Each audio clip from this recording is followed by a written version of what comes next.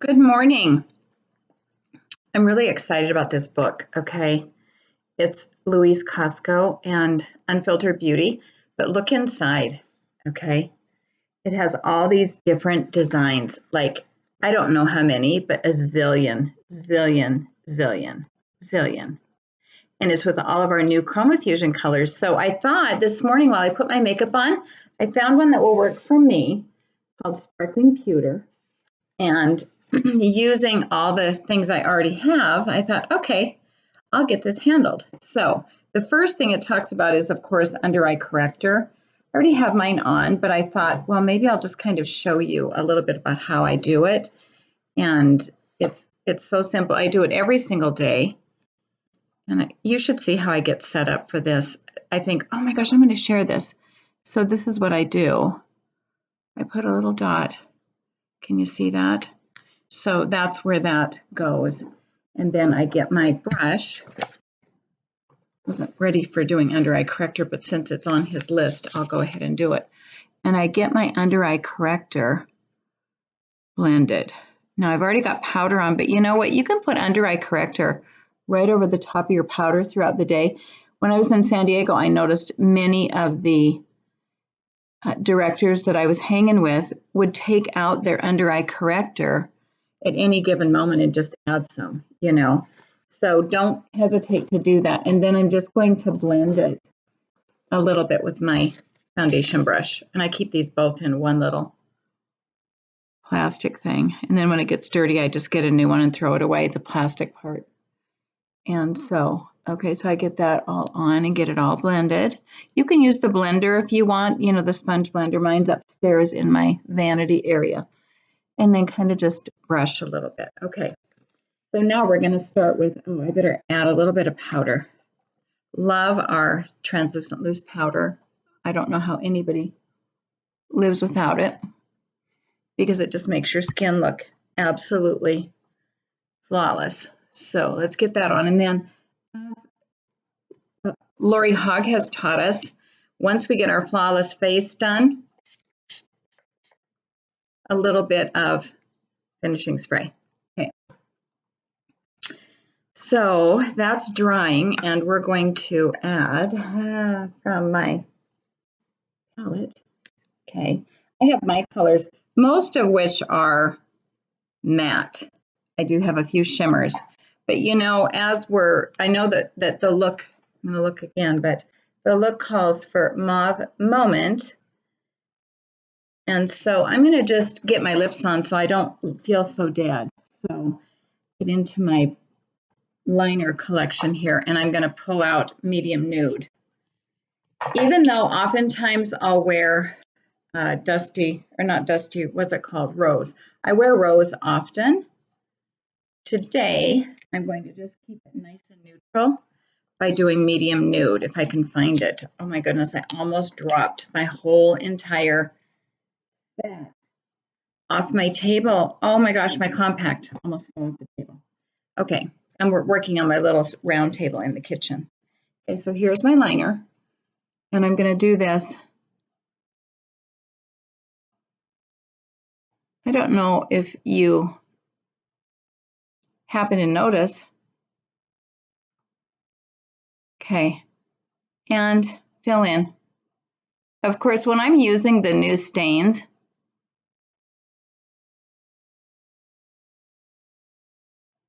I just put the stain on. I don't put anything else because you're supposed to use the stain alone, and it never bleeds or comes off or anything. It's just amazing.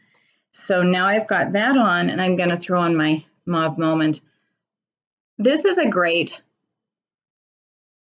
glove box color. Mary calls Natural Beauty her glove box color. I think Color Me, or not Color Me Coral, but apricot, and always apricot and Mauve Moment. Notice I've got a little MM so that I can see it. But now, as I was talking, I don't know if you noticed, but I don't have my reading glasses on because I've got new contacts and I can see. I don't need reading glasses anymore. I'm so excited. Like this is a miracle to me because I was carrying them everywhere. So I'm getting out my brush for my first matte color. And my matte color is going to be, oh, hang on. We're not doing matte, we're doing candlelight. So, okay, even though this calls for stormy, onyx, and candlelight, I'm going to alter it slightly because I've got candlelight. I'm not going to use stormy, I'm going to use shadow instead. So I've got to get, this is my matte light color brush. I'm going to get my shiny light color brush out. That's this one. Okay, so, you know, I have several brushes, but I'm going to go ahead and do candlelight all over. And I love candlelight as just a color that any client can throw on and wear by itself. So if I wanted to, you can see my candlelight slightly. And if I wanted to, I could wear this, add my liner,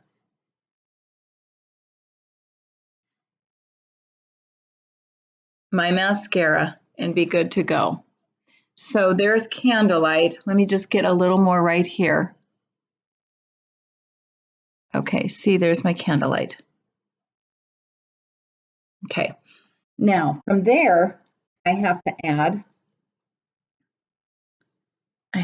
that dark gray shadow. And this calls for stormy, but I'm going to use shadow. And it kind of just goes across and makes a little bit of a wing. So I'm just following. I think I'll use, oh, what brush do you think I should use? Because it's going to be, I think I'll use maybe my crease brush. That might work. Okay. Love the crease brush because see how it's angled?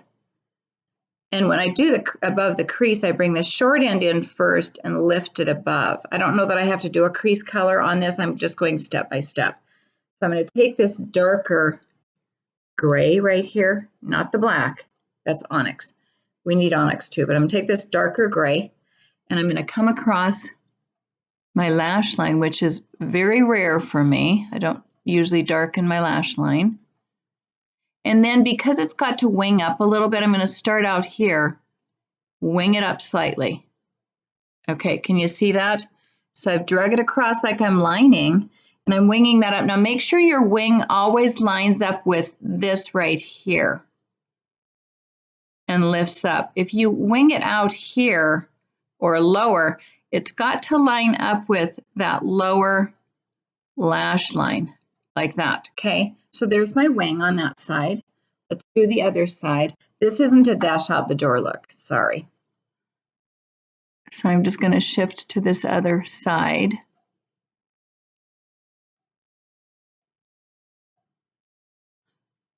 This is kind of fun, actually, because you know I do the same thing all the time, and I thought, well, hey, it's blizzarding out. There's 46 inches of snow on top of my yard, and so I might as well do this. Okay, here we go. So we've got both of those done and kind of winged up a little bit. Okay, now I'm going to blend that. So I have a separate blender that I blend everything with, and you can just take and kind of wipe it off on a tissue or a paper towel. So I'm going to blend this side. It's interesting because, of course, I put that shadow on top of a shimmer. So now it looks like I've got Stormy on anyway, because Stormy's a shimmer. Is that the right name for those? I don't even know. They're kind of sparkly. Okay. Then we go in here. Make sure one color fades into the next. We don't want starting or stopping points. It's kind of looking like his picture. Okay, so now I've got that on.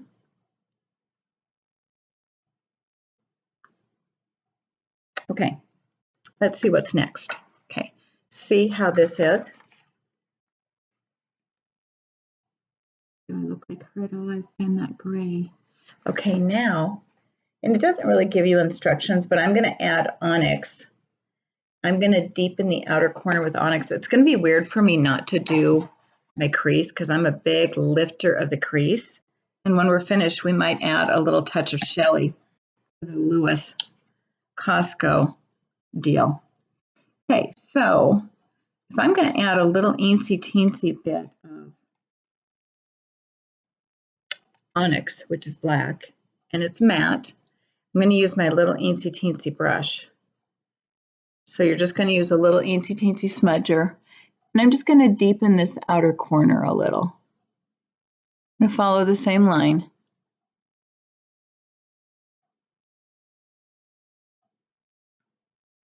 So it just gets a little darker at the outer corner. You can only make sure you don't put too much on here, because I just barely touched it, and look at the intensity of that Chromafusion color. Okay. Remember, you're going to put eye primer on, and eye primer intensifies every color. So there we have that lift generated. I want to make sure that I've stopped at the same spot basically. Then I'm going to take my blender, and I think I'll go with a little smaller blender. Actually, I think I'll just take this crease brush and just blend that a little bit.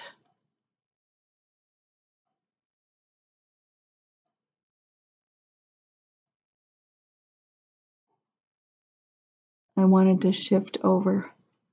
I'll just move this to my left hand.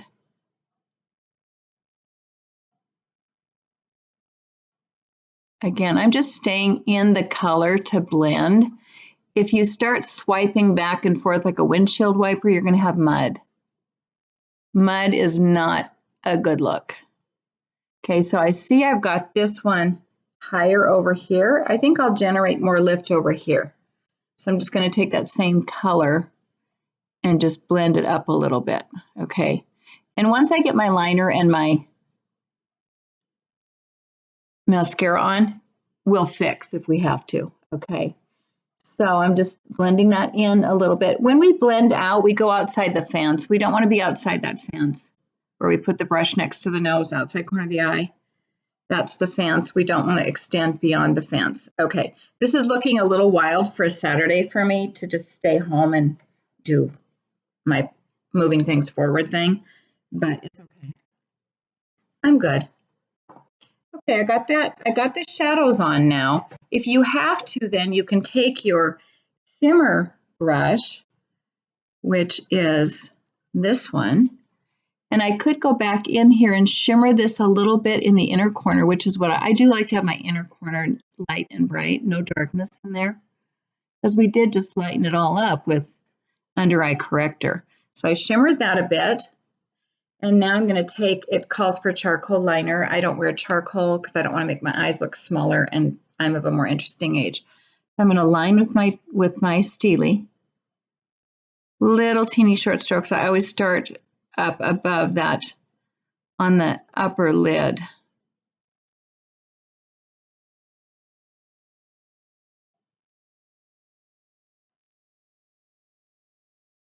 Okay, and I'm going to go over here, get this side lined. Starting up high, kind of in where that onyx is.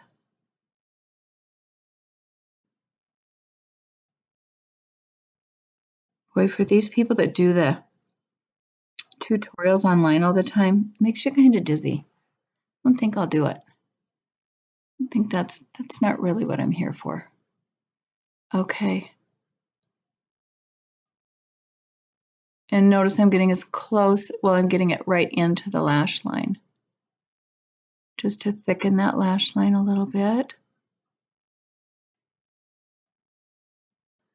Okay. And I'll get this side. Hopefully, I'm looking in my magnifying mirror up above my computer, and hopefully you're not seeing like the back of my throat or up my nose or anything, because that wouldn't be very pretty. Okay, so we're good on that. We got the liner on. Now mascara. And I know you gals are going to want my eyelash curler when you see it, because it's the best, and it's an old Mary Kay one. It's a classic. Huh, yeah. So I'm going to curl. I like to curl and hold for maybe 5 seconds. And then I pull that off, get my lash primer out, get that on. Uh-oh, I touched up there. Oh, well, I'll fix that in a second. Okay, so I'm getting my lash primer. This is just primer, clear primer. Can't go without it because otherwise my lashes get real stuck together and glued together when I get a couple coats of Ultimate on, and I don't want that as a look. Go back over here, curl this one, and put that back in its spot. Everything goes in a spot in my makeup bag because then I can just reach in there. I don't even have to look. I know exactly where everything is. And you know, for me to put makeup on, it's an effort. Holy cow, the sun came out. It is so pretty. I'm going to have to go out and take some pictures of the sparkles because there'll be diamonds on the snow now. Okay, I can already see as I'm looking in my mirror that this little part is bugging me. It's not blended enough. This one's a little bit better. So I'll get back in there and blend those as soon as I get mascara on. You can see this one's a little dark. Okay, that goes back in its spot. I'm going to grab my blender as I'm thinking of it and get this blended. So I'm just blending in toward the color.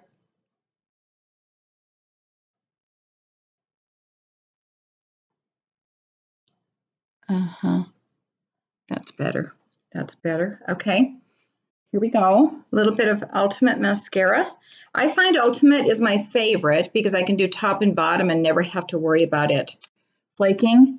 And what you have to realize is my moisturizers I have on are my day cream. Then I have on the Voluform Repair, the Repair Voluform Eye Renewal Cream around my eyes. And then I also have on the Intense Moisturizing Cream all over my face every morning. So I have to make sure that I have powerful stay-on products because that moisture is going to break everything down.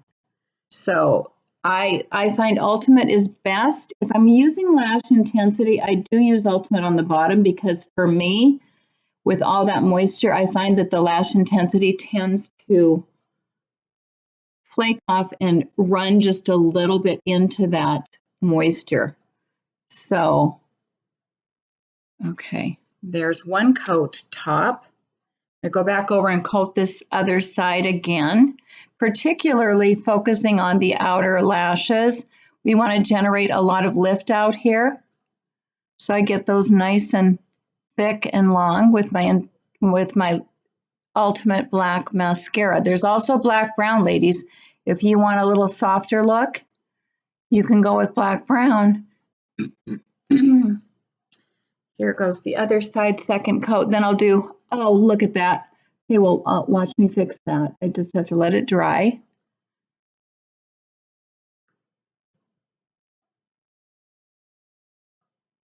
That doesn't happen very often, seriously. But I think because I'm in the computer and in the mirror both. Okay, so I've got my mascara on the top. I'm going to grab a Q-tip and go right in here and take that off. I bet the professionals never do anything like this. If I had my little oil-free eye makeup remover here right now, I could fix it with that easily. Then I take my brush that has sparkles on it, go back in and fix that. I probably just covered all that up, but okay, so now I did Candlelight. I'm going to take a little darker shade and go back in and fix that outer corner a little. You know, where we had the little wing coming up. Okay, I think I did it. I got that fixed. Okay, so now let's add some mascara to the bottom.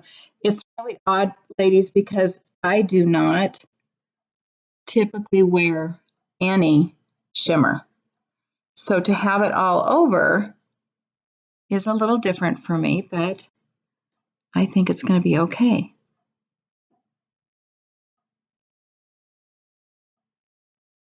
Okay, so I've got my 2 coats top and 1 coat bottom. Mascara gets put in its holder with some brows on. So I've got my brow liner. What I love is this rolls up and rolls back in if you get it too far out. So I'm going to go ahead and add my brows now. When I'm just doing a fast brow day, I am just using, as you can see, I don't have anything at the outer edge. So I'm just using little teeny short strokes of dark blonde. Now what I want you to notice is if I were following my true brow line, my brow would come down here. This is where my brows grow, down here. But I have to tweeze them out and pull them up here. And so I can go a little bit thicker right in there. Sometimes it works to go away from or go in toward the brow and get underneath it. And so see the difference? Okay, then I'm going to come over here, get this brow done. So I'm coming straight up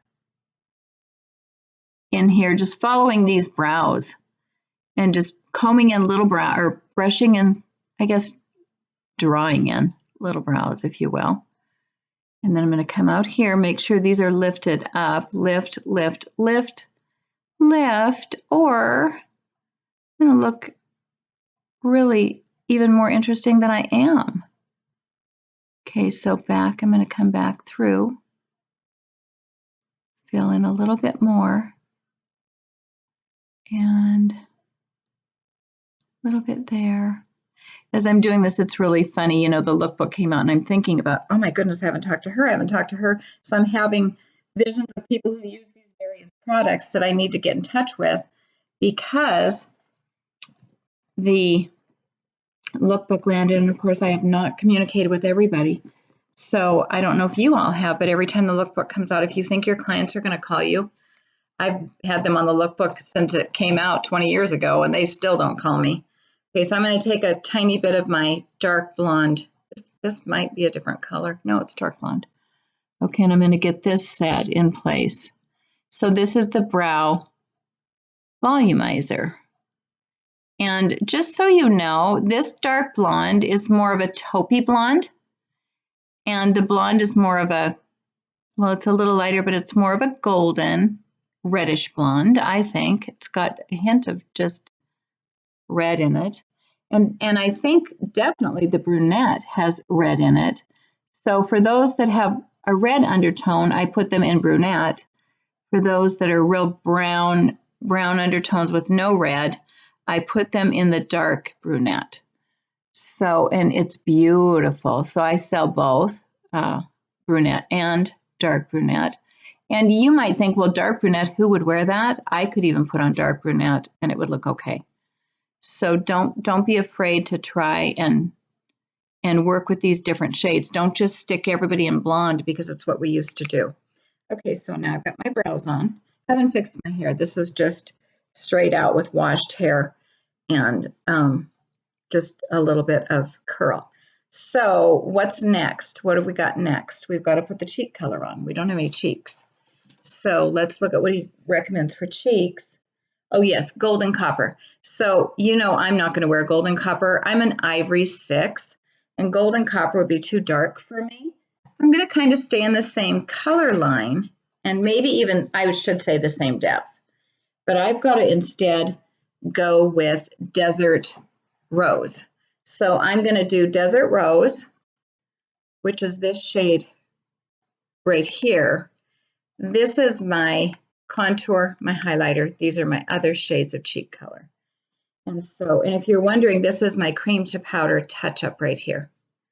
So I'm going to grab a little bit of Desert Rose because it does have the same depth as copper, but I don't really think on a pink tone that a golden copper is going to look good. So my undertones are totally pink. I can't go in the sun at all.